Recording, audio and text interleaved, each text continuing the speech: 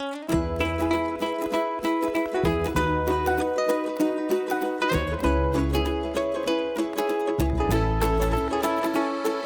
I'm Rick Stevens, president of Christian Hospital. I'm going to read to you today The Way Home for Wolf.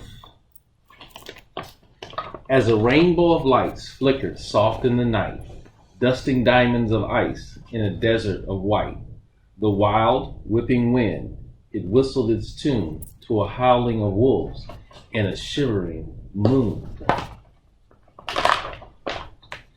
And the loudest roar in this echoing sound was a wolfling called Wilf at the heart of the throng.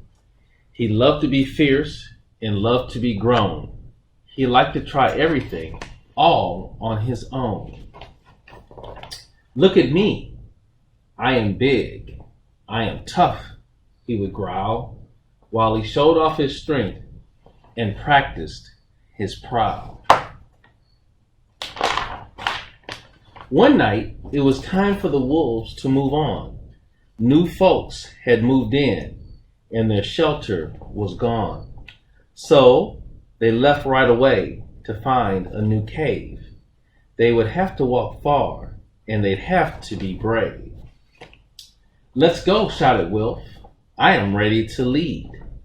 You're too small, laughed the other wolves. It's an elder that we need.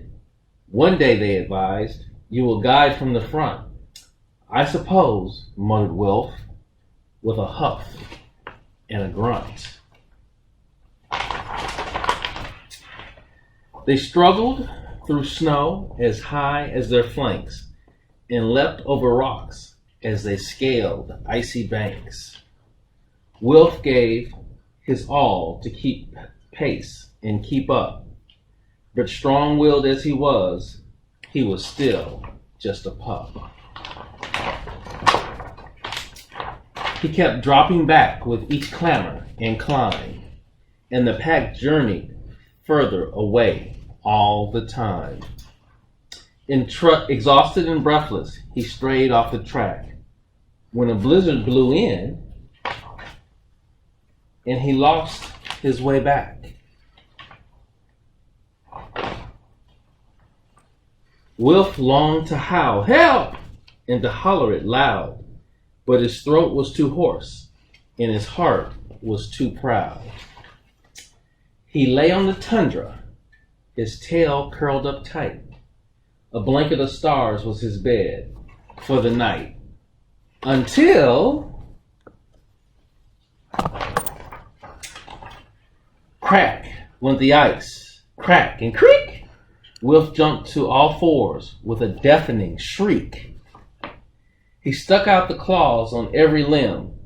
He had to hold on because wolflings can't swim.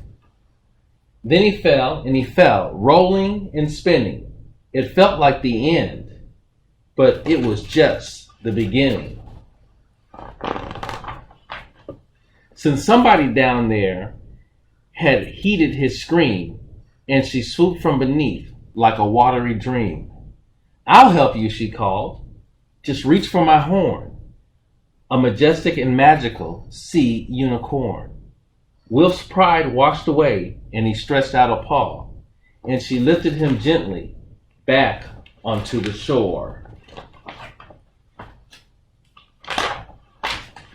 Don't worry, she sung, before dipping her brow. My friend Mr. Walrus will help you out now. And there, right behind him, a huge tusky fellow lifted his whiskers and let out a bellow. To the ridge, he proclaimed with his chin in the air. My friend, mighty muskox, will take you from there. And when the waftings of fish and a very loud snort, their journey was made, and their travel seemed short. And there, sure enough, on the ridge was the ox, who took Wilf as far as his friend. Arctic fox, who followed his nose through the trees, to a goose, who guided him honking to this ancient moose. The moose knew these wilds like no other soul. He was steady and true in pursuit of their goal. And as twilight closed in, Moose sang out a call to a fluttering, tiny fluff ball. A bear moth who showed Wilf the rest of the way to the place where this wolfling most wanted to stay. Thank you, Wilf raved as he rejoined his pack, and the wolves howled with joy that their wolfling was back. They huddled him and cuddled him close and fussed over which wolf had missed him the most. Wilf, he knew then that when all come together, the darkest of times are easy to weather. So he bowed to the narwhal, ox, walrus, and goose, and vowed to the fox and the moth and the moose, if ever I meet one who stayed off their track, I'll help them along by guiding them back. And true to his word, Wilf is different now, and his world seems much smaller and warmer somehow, since wherever life takes you, wherever you roam, we're all just a handful of friendships from home. The end.